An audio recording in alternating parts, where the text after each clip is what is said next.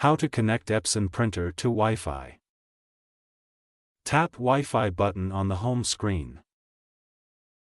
Tap the icon with Wi-Fi Direct. Tap Start Setup. Tap Start Setup. Check the SSID and password displayed on the printer's control panel. Select the SSID shown on the printer's control panel from the Wi-Fi screen on the smart device. Enter the password displayed on the printer's control panel.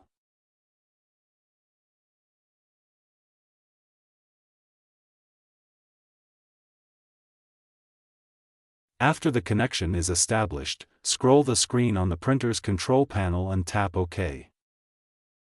Tap Close. Check that Wi-Fi is enabled on the smart device. Select the same network, SSID, that the printer is connected to. Run Epson iPrint. Tap Printer is not selected. At the top of the screen, select the printer name you want to connect to. If the connection is successful, the remaining ink/toner levels are displayed.